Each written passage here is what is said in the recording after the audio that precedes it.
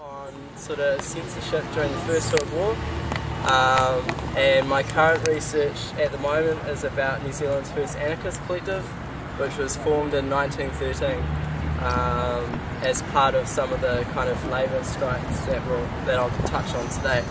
So that's a bit of me. If anyone can't hear me or want clarification, just put up your hand, but hopefully once we run through everything, then we can actually talk about some more things in depth. Cool. So I mean, I think history is important, not just to look back and think, oh well, that's nice, that's what they did, or having a sense of nostalgia, but history has to inform how we struggle and how we act today. So it's a really good quote. This type of historical awareness is a key reminder that we still live in a society deeply divided by class. The actions of the past stand as inspiring but unfinished movements to continue to build upon and to adapt to present conditions. So that's what we're trying to talk about. It's not just this thing in the past that has no relevance to today, it's a continuum. And yeah, so I've asked everyone to keep that in mind when we talk about some of the struggles.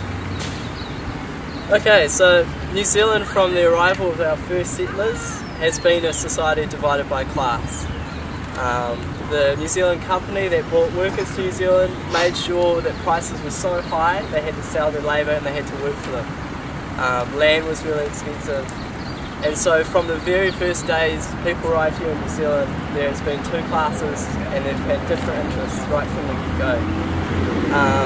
The first recorded wage dispute was between Māori saw workers in 1821 who refused to work until they were paid in cash instead of being paid in gunpowder or rugs. That's the first kind of recorded labour dispute in New Zealand. And then in 1840 we had Samuel Parnell, who refused to build a store for goods in Wellington unless it was an 8-hour day. He said he wouldn't do it unless the day was 8 hours. He refused to work and the bosses caved in, and that's why we celebrate Labour Day, is to realise that his actions ensured that New Zealand was one of the first countries to implement an 8-hour day. That's been eroded over time, and lots of people today don't work 8 hours a day, but it's important to remember that his act of taking direct action and saying no, I'm not going to work for more than 8 hours is something to remember. The first unions in New Zealand tended to be friendly societies, so they were mainly very skilled workers. They were quite hard to get into, and what they did was more kind of health and safety and insurance. You know, you pull your money and then if there were accidents, things like that, you'd help each other out. But they were very limited to white skilled workers. A lot of unskilled people just couldn't get involved. You had to take all these crazy tests to become a member. So it wasn't really until, I guess, the 1880s when what you would call new unionism, so unions in the UK and around the world were realising that they had to kind of combine together to fight capitalism, and that they couldn't do it divided into various trades. They needed to come together on kind of national levels, and so that influenced New Zealand as well. We saw things like the maritime councils that kind of took into account workers in the waterside at the wharves, but also included miners and stuff as well. And so New Zealand's first major strike was in 1890. It's been called the 1890 Maritime Strike. Basically, this new unionism had grown to such a level that they got drawn into an Australian struggle against the Union Steamship Company, and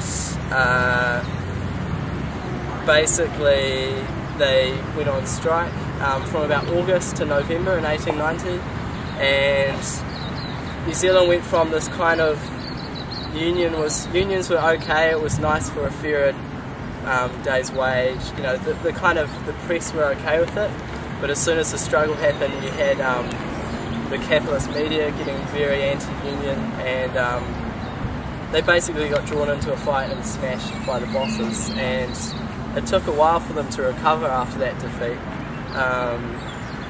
The bosses basically gained the complete upper hand for a while, and New Zealand became the so-called country without strikes. So what the government of the day did was introduce a law called the Industrial Conciliation Arbitration Act, the ICA I'll call it. And that was put in 1894, and that covered employment relations in the country. So unions were encouraged to form. If you had 15 people in your workplace or in your branch, you could form a union, and you could register under this act, and then through the court you'd be able to argue for wage increases, better conditions and stuff. But what the court did as well was prevented you from striking, so it was illegal to go on strike. So it's this kind of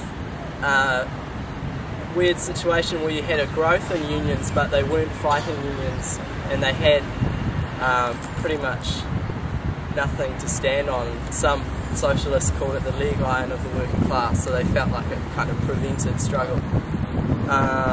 So New Zealand kind of became this workers' paradise, this so-called workers' paradise, where we didn't have any disputes, but it was clear back then as well that the gap between the poor and the rich was massive, and that people were profiting in New Zealand and the unions had no way of doing anything about it.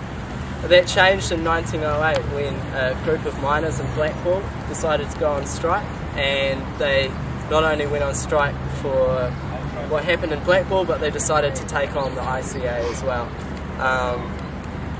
So since 1907, Blackpool miners and their bosses have been kind of niggling over safety issues and things like that, and then a couple of people in the union and the union voted to decide that instead of taking the 15 minutes for lunch that they were allowed, they would take half an hour that was common for the rest of the country. So the day came, they sat down, they had their lunch break, and the manager stood over them and timed them, and when the 15 minutes was up, he said, right, come on guys, back to work. They said, nah, we're not moving, we're taking 30 minutes, and so he fired 7 of the miners. Most of them were on the executive of the Socialist Party at the time, and it caused a big uproar, and so the union and all 120 workers decided to go on strike. They had really strong community support. They got taken to the ICA court, and the judge said 15 minutes is long enough for your lunch break, you don't need any more, but now we'll adjourn for an hour and a half's lunch. So he took an hour and a half lunch while saying that 15 minutes was all the miners needed. Another funny thing happened was that the court tried to impose fines on Blackpool, so they rounded up people's stuff like bikes and had an auction to raise money for the fine that the Blackpool Union wouldn't pay. But what the community did is they wouldn't bid on anything, and all they'd pay was like 5 cents.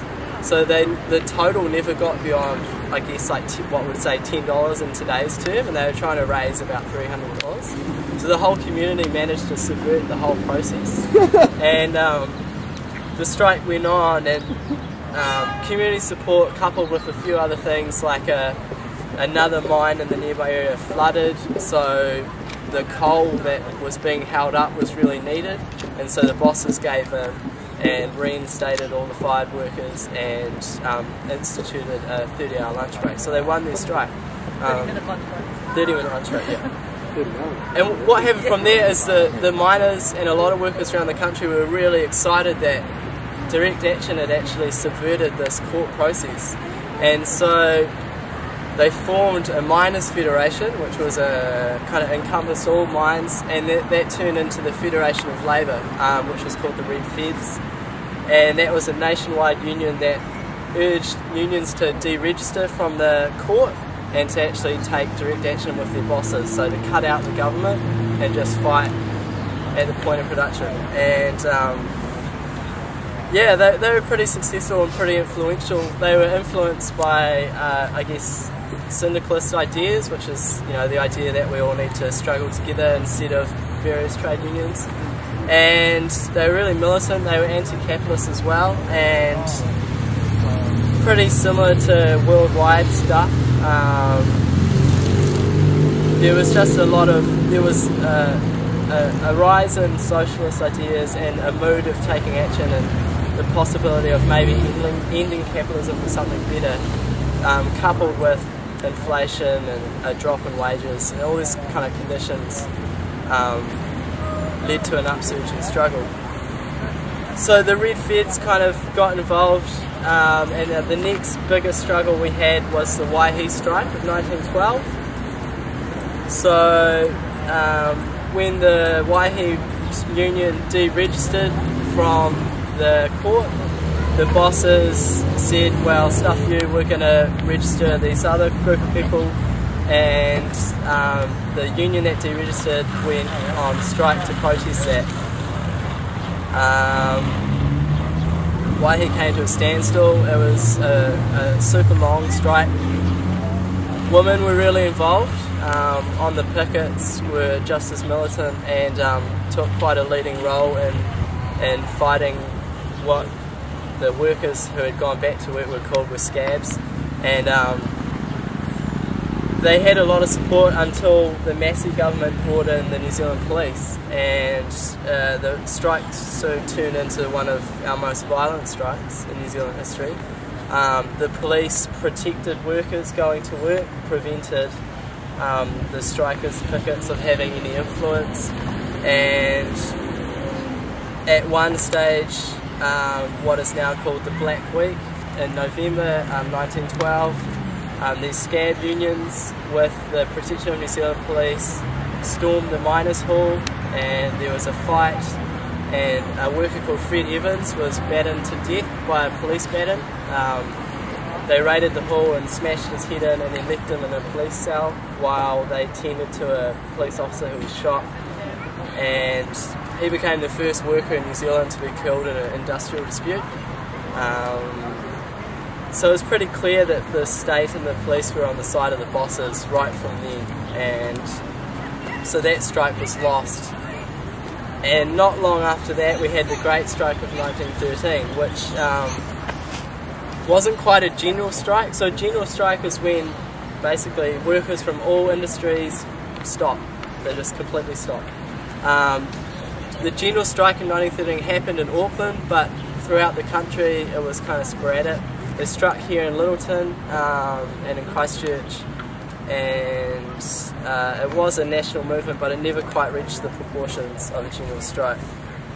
So what happened is Huntly miners had gone on strike when the company dismissed some of the union executive, and at the same time workers in Wellington went on strike over issues around travel time for shipwrights. The strike action spread to around the country, as I mentioned, and it involved around 16,000 workers and massive demonstrations. Workers for a while had complete control of the wharfs in Wellington and Auckland, again until the state brought in the New Zealand police and special constables, who were mainly farmers who came in from rural New Zealand and were given special powers to become police, and so they patrolled the waterfront and basically ensured that work got back to normal. They were pretty rowdy. There were lots of fights. There were riots in the streets of Wellington, lots of running battles. The New Zealand Navy, with the British Navy came in, and at one stage there were machine guns on the streets of Wellington facing to the workers who were on strike, and basically ensured that they had no chance to win. After that defeat, we came into the First World War, and unions were hard pressed again. The New Zealand government during the First World War instituted all these laws to basically stop anyone speaking out against the First World War, and my research is about a union called the Industrial Workers of the World. We're called the Wobblies, and they had New Zealand branches, and they were really targeted and suppressed because they were anti-capitalist and they were anti-militarist, so they were against the war. An interesting story to bring that into Christchurch is the Addington workshops, which are not far from here, had a very militant workforce. They had members in the Industrial Workers of the World. They founded the Passive Resistance Union, which was a movement of people who fought against conscription in the First World War, and before the First World War said they wouldn't fight the war, that was the bosses' war, and that why should we go and fight for the bosses? They don't fight, they make money off us, we're not going to go. And so they were really strong. So Christchurch and Addington especially has a very strong working class and militant history. So I thought I'd mention that because it's quite nice. We're kind of in the shadow of that here, so it's nice to remember those sites of struggle. Skipping ahead after the First World War, we kind of got to the 1930s, and obviously the Depression hit New Zealand as around the world. New Zealand had quite a strong unemployed workers movement, so every Friday night in Victoria Park, I think, or at the Clock Tower, which is now moved, they'd have mass demonstrations of unemployed workers, and that was the same around the country. They had organisations called the Anti-Eviction League, so they'd stop people, so landlords would try and evict people who couldn't afford their rent, and so what the unemployed workers would do, and unions and the Anti-Eviction League, would basically barricade themselves in the house and fight the cops. And a lot of the times they were successful in stopping landlords getting their money and supporting workers and their families. And this all led to some spontaneous riots that happened in 1932 called the Depression Riots. So people were protesting about the state of affairs, the cuts in wages that were happening, and riots spread around the country, Dunedin, Wellington, Auckland. On the 14th of April, there was a protest meeting called by a union to talk about wage cuts, and it was a massive meeting. And Jim Edwards, I don't know if you've seen it, Channel 1 did a kind of TV series a while ago on Jim Edwards, who was quite influential in this movement. You know, he got up to speak and got battered by a cop, and it kind of sparked the crowd. They've killed Jim, and they went mental, as you do. As you would, and so these riots kind of spread. They smashed property and shops in Cuba Street, Queen Street, and yeah, there was a real sense of that capitalism was failing and that something had to be done. In 1932 in Christchurch there weren't any riots, but there was the Christchurch tram strike. So the trams we see today, in the 30s, they were the main source of transport, and the company, to kind of cut costs, fired a whole lot of workers, tramway drivers, including the union executive, and so they went on strike and were quite militant. They blockaded trams, they attacked trams, they pulled up tram tracks, and not just workers, men, women, all sorts, all the whole community were involved. Because the company had employed scab labour to drive the trams. So they were trying to stop the trams from running. So they were running battles with police. In the Cathedral Square there was a massive ruckus. A woman actually lay down in front of the trams in 1932 and blocked them from operating. Trams were pushed over. And yeah, so in 1932 in Christchurch, like they did in 1913, they enrolled special police, and a lot of the police in Christchurch came from the kind of rich suburbs and rugby clubs, so like high school old boys, and workers boycotted one of their games and booed them off the crowd, including 2 All Blacks who had to be protected by police because they were part of the scabs who had kept the trams running. Yeah, unfortunately they lost that fight, but I think it shows us that although this talks kind of about unions, they don't operate in a vacuum, they're supported by other people. The next major struggle that happened was in 1951. We had the 1951 lockout, which started with the national government coming to power and basically had been niggling with the watersiders around various issues. And when the company on the wharves refused to instigate a 15% pay increase for the workers that they'd won through the arbitration court, the union banned all overtime work, and so what the company did was lock them out. They dismissed them and locked them out, and that led to a strike, a lockout, which took about 151 days. It spread around the country. It involved over 22,000 workers, and there were many clashes with the police. The government introduced really draconian emergency laws which said that people couldn't help the strikers by giving them food or lending them money. So if you and I had wanted to go down and give a family food, we would have ended up in jail. You weren't allowed to publish any information about the strike or about the union side of things. You've got to remember at that time the capitalist press was telling everyone how bad the waterside workers were and how they didn't have a leg to stand on. But the other side of the story was made illegal by the state.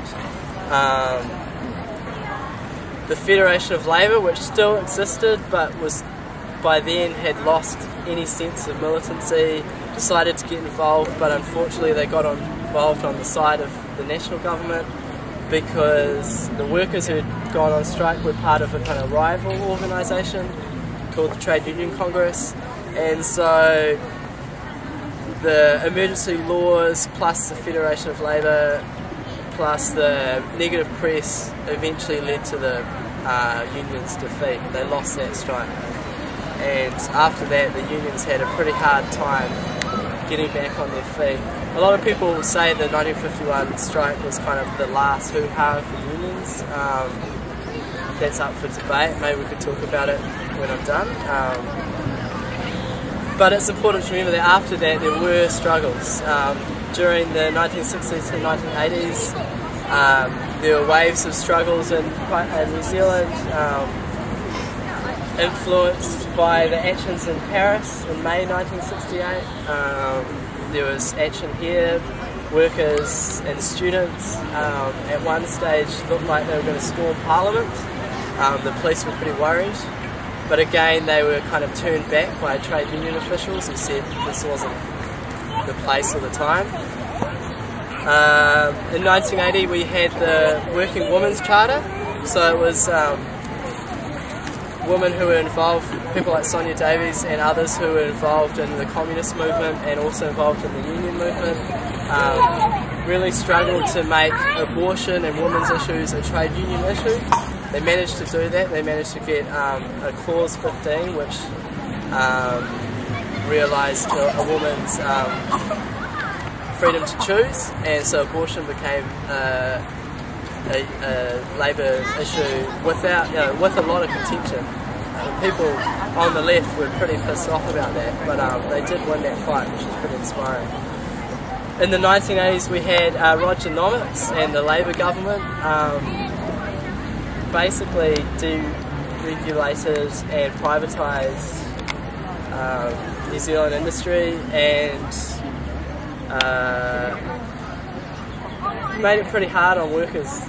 I think it's important to remember that although the national government have done a lot of bad things with their regulations, the Labour government's no different.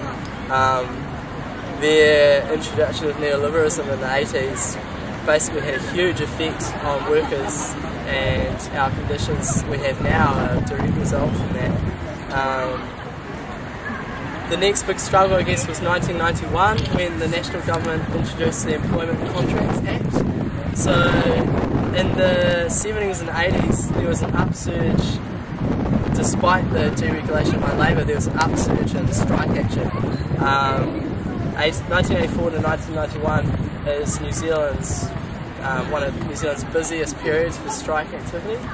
And so what national government did was, when they got elected to power, as well as pushing through a tax on benefits and unemployed, was they instigated the ECA, which individualised contracts. So they got rid of union and collective agreements and made it law that the worker would negotiate directly with the boss and have an individual contract.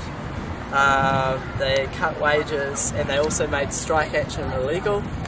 So there were massive rallies against this. Like, we're talking 500,000 people at least, unions, unemployed groups, Māori groups, all protesting against the ECA, and a lot of them were calling for a general strike, so they wanted everyone to just stop what they were doing to fight the act.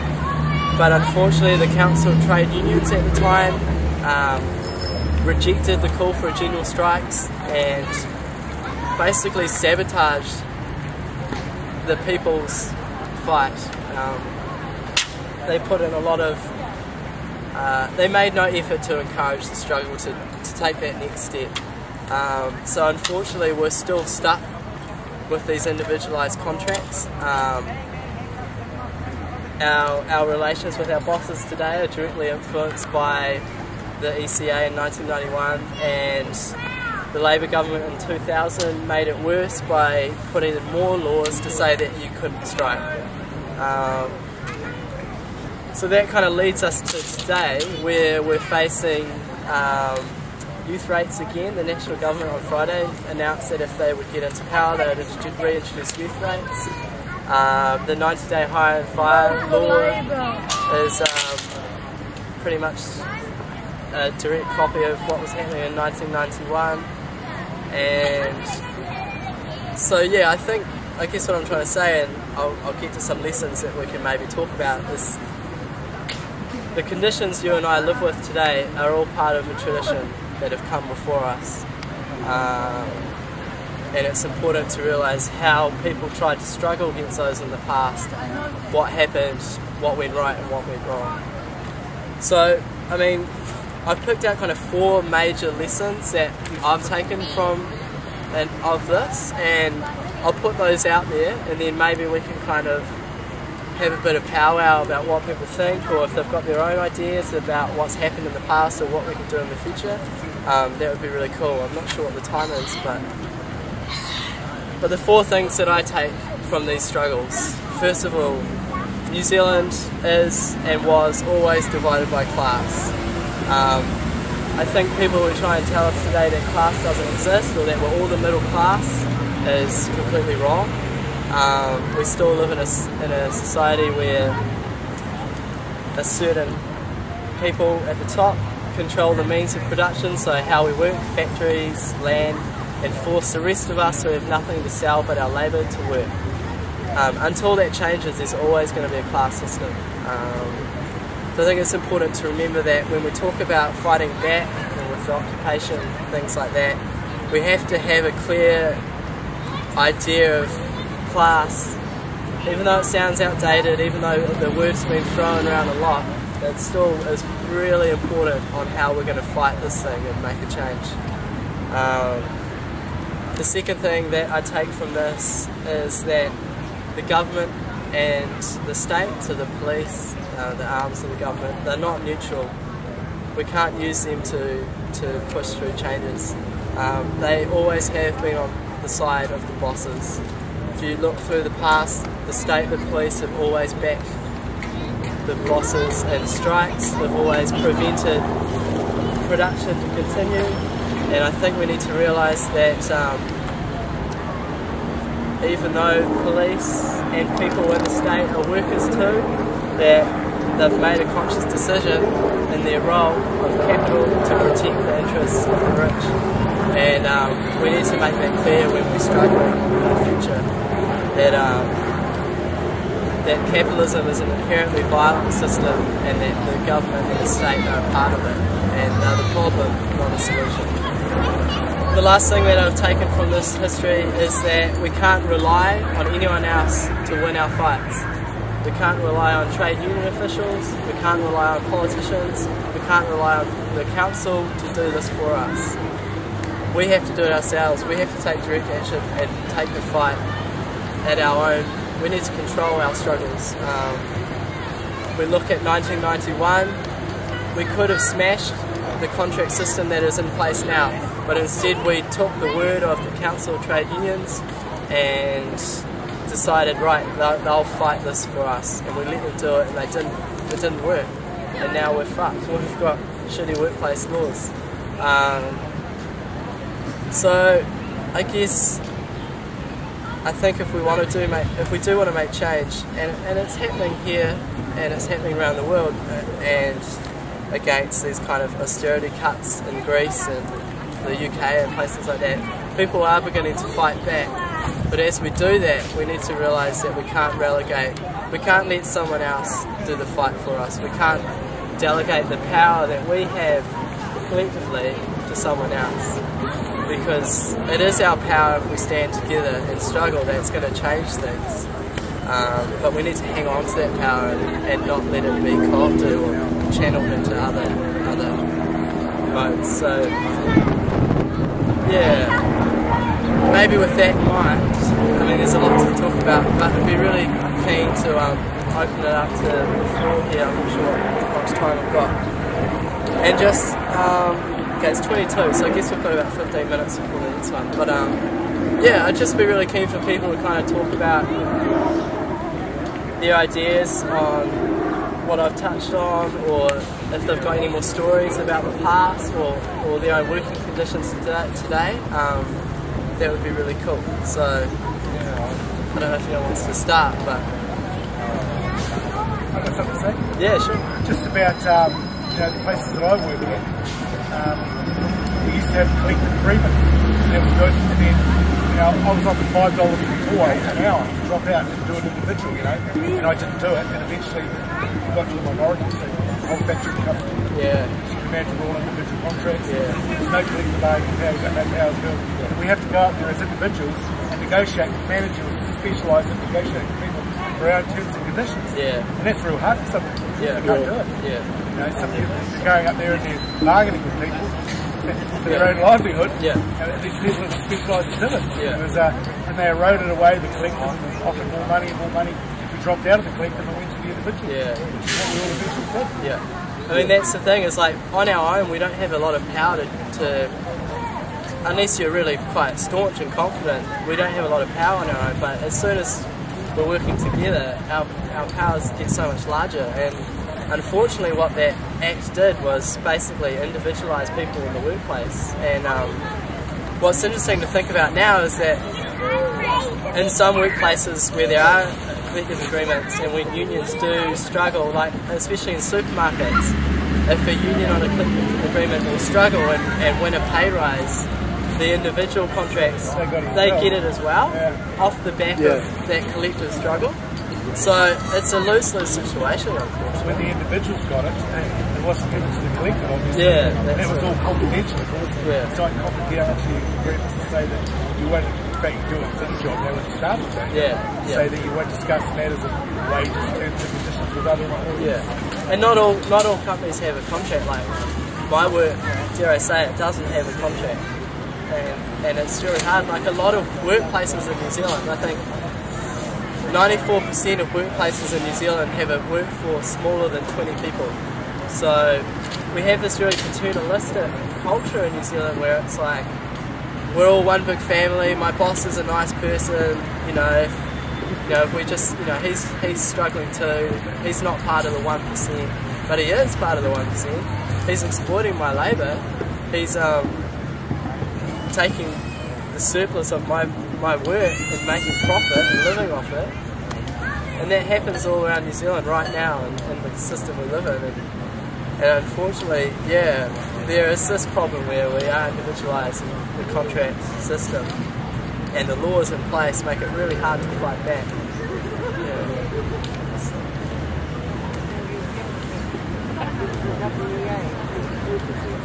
Yeah. Very much part of what you would do. Definitely, I had to try and stick to unions, but the Workers' Educational Association started in 1915 and they've been a really important source of education for workers and they've done adult education courses right back in the day. We still use the WA on Gloucester Street as a meeting space and for events. And so they're still very prominent, and they're nationwide as well. Essentially created a class system of work. I felt funny working beside a person who was not individual and might be earning more money than me. I wasn't happy about that. Well, capital does a really good job of dividing us all. And I think, I mean, we kind of all realise that we have to kind of stick together to make this change, but like the big draw card is money. yeah, So you're totally. off more money than you sign an individual and off you win. Yes. Anyone else? No? Yeah, I mean, it does make it difficult, those divisions in the workplace, because Oh, sure. you know, like I've worked as an orderly before, and like on a casual contract, and the guy that I was replacing while he was on holidays, because of his contract was different, he was earning like $100 more a week than I was with doing the same job for periods of time, and I sort of found that a lot working that sort of example in hospitals and in the education system, working in those areas. I've seen it come down to fighting. Yeah. Between people and workers. Yeah. And like, if you look at, I guess, some of the unions in New Zealand today, take like a school where ours worked at, we have one union for teachers, one union for cleaners. Yeah. So not only are we divided because of contracts, but the union structure itself divides us as well. Instead of all of us being in one big union, and that's what kind of the Wobblies and the Red Feds were trying to push for, we're divided that way as well.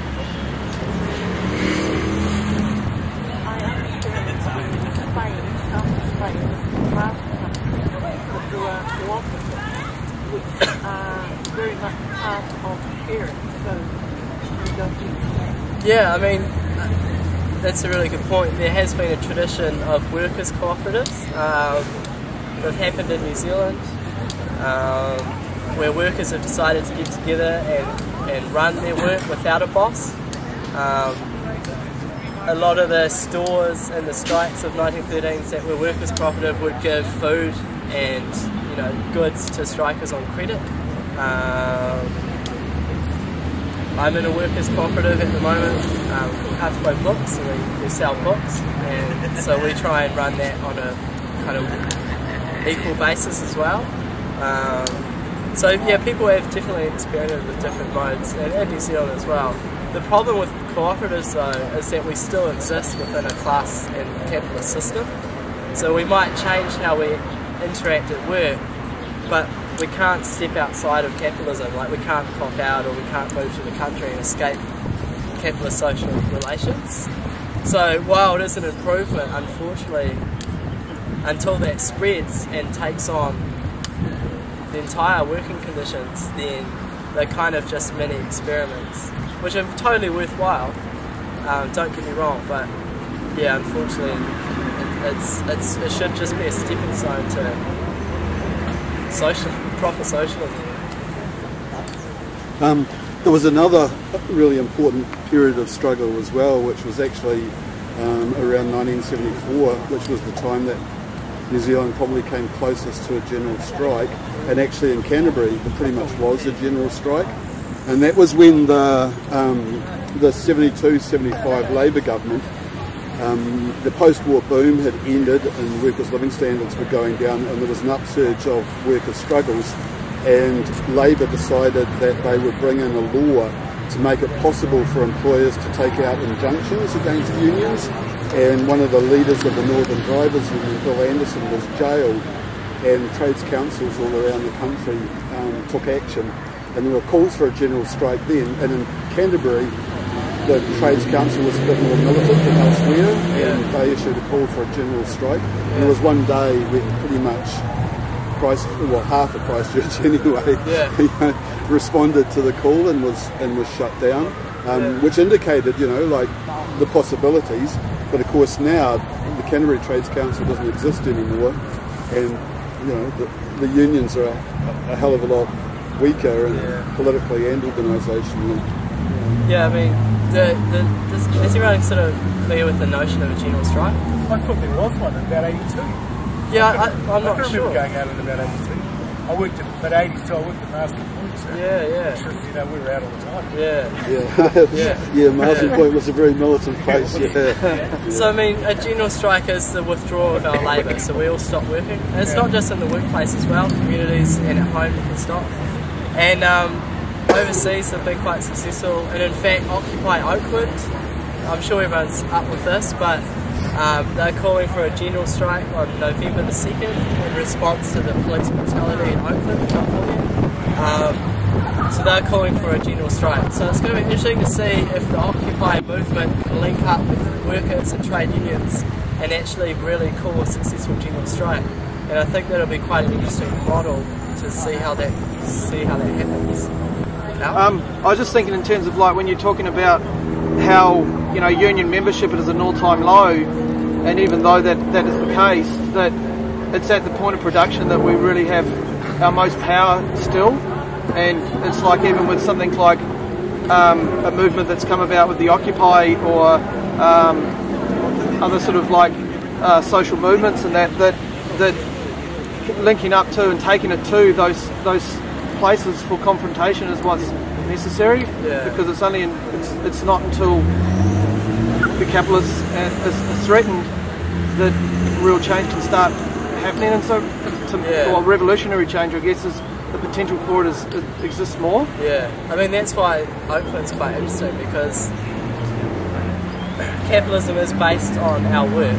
It's based on us selling our labour to someone else, and if we want to change that, I guess what I was saying is like that's one of the places where we really have to fight. So there's been calls overseas to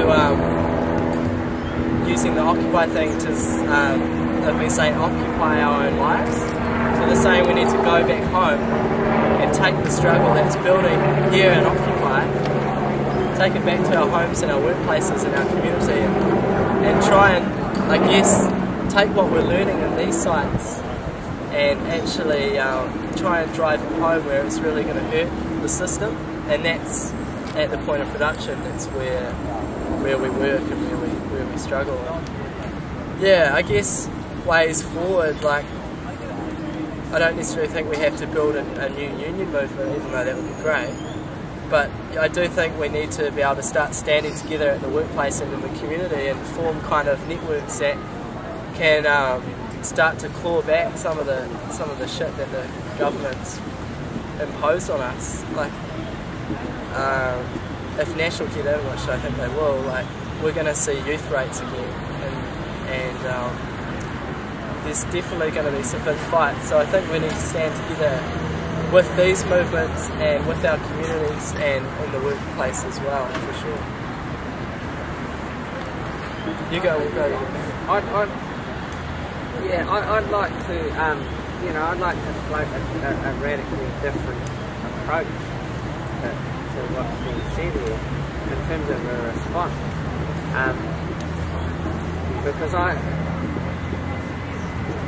lot of what I caught of what you were reading out there was a lot about battles, between workers and people with more resources, and quite a lot of those battles were lost too, but I don't think we need to fight against the system. I just don't think we need to do that.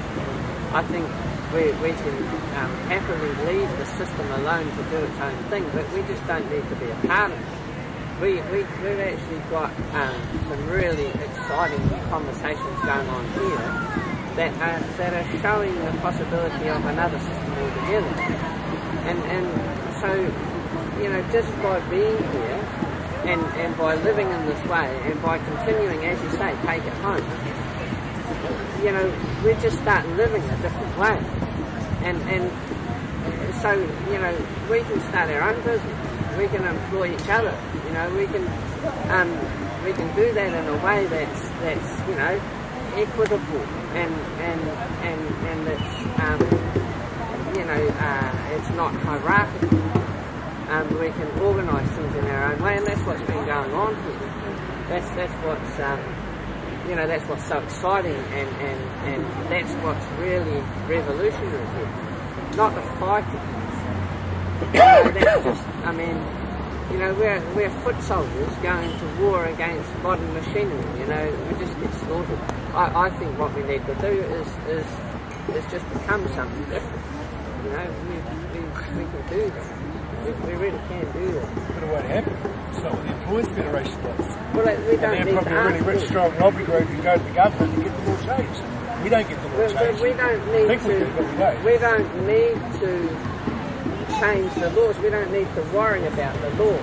We are our own society, and we can do things the way that we choose with each other. We don't have to ask anybody else about how we interact with each other. I'm just going to pass it on. We've got the man in the hat here and then comments over here. I just see the problem in the past with socialism and to a bigger degree communism was human laziness. And the only reason capitalism won out, or capitalism, was growth, or everything living grows, and capitalism is just an example of that. It's just that the greedy side of capitalism took over, and with a lot of human nature, if they haven't got anything to aim for, anything to grow to, they become stagnant, and that's why those other things have died. I think it's a principle at the heart of most people, and I've seen it in a huge range of communities where people are, in essence, lazy and do not give as much as they take, and that's a huge factor of socialism. Yeah, I mean, I completely disagree with that, but thank you for your point. Yeah, I mean, first off, like, capitalism isn't natural. It was imposed by violence and by force, and that the only reason people are lazy is because we're socialised in such a way. We've lived under the system for so long that the natural caring and solidarity and sense of community that we have as human beings is bashed down and not given the chance to flourish. But when it does really well. If you look at the Christchurch earthquake, people's spirit of community rushed to the surface, and I think, I don't want to talk about human nature, but I firmly believe that we are genuinely caring and cooperative people, but because we live under a capitalist system that promotes competition and climbing to the top and individualising us, we haven't seen that chance come to the surface yet. And I think the socialist countries that we've seen around the world haven't actually been socialist at all. Sorry, I totally stepped over my phone. Oh, a lot of points have been raised that I can speak to, but the thing I originally raised my hand to say was just when you were talking about the possibility of a general strike in Oakland and things. In the US, this movement has actually been endorsed by the AFL-CIO, which is sort of the American equivalent of the Council of Trade Unions here, and that was what really made kind of the big difference in numbers. Before that endorsement, Occupy Wall Street was 5,000 people, then the unions endorsed it and said, get out and support these people, and then it swelled to 20,000. Yes. And so the union movement in the US was really is smaller than the union movement in New Zealand, possibly for that reason also more militant, because to even be in a union you have to be quite class conscious, whereas here it's a bit different. So getting unions endorsing this movement and involved in this movement is actually quite a significant thing. Al, do you want to speak? And then if there's any comments, we might round up. But we should keep talking because there's some interesting points being made that definitely need to be talked about. But yeah, we'll maybe do just some closing comments and then we'll officially close the workshop because there's one at 2 o'clock. Yeah. I just wanted to answer to the idea that we can just drop out of capitalism and that that we can sort of support and sustain ourselves in that way, and when really it's actually not possible to escape capitalism because it encroaches on every sphere of our lives.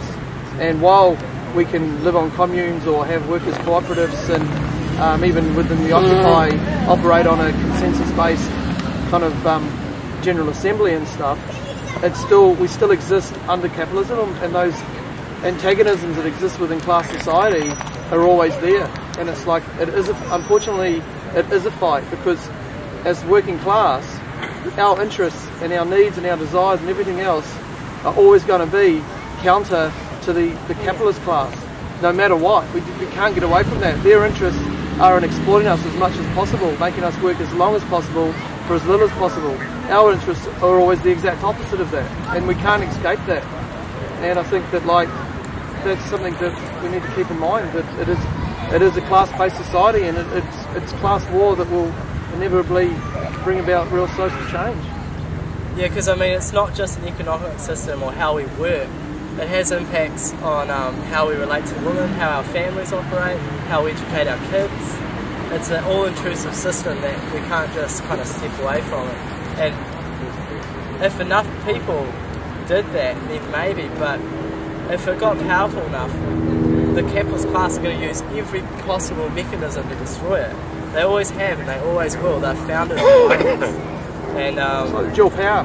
Yeah, I think there's some interesting points to talk about. Anyone else want to speak?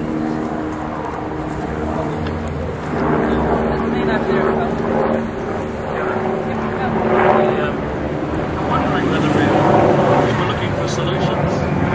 I wonder if we're overlooking the most obvious solution. That's our mums. To develop the environment. If any of you know Bruce Lipton in his work, he's the father of stem cell research, which has now been mongrelized, unfortunately. But his book is very, very exciting to me, because instead of looking at the structures will change. It's the evolution of life. But our women are still our treasure, regardless of race. And in fact, if we learn to look after our women and nurture them and develop love within the home, we can travel anywhere in any society, in any structure, and contaminate it with love.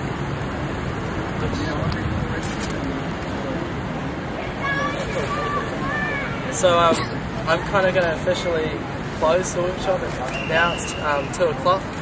But I really appreciate everyone listening to what I have to say. Of course, I'm biased as an anarchist, and I'm going to say these things. And it's really interesting that people have different viewpoints. And I'd really encourage anyone who's interested in some of the ideas today to check out some of the literature on the red table there, or get some books, look on the internet.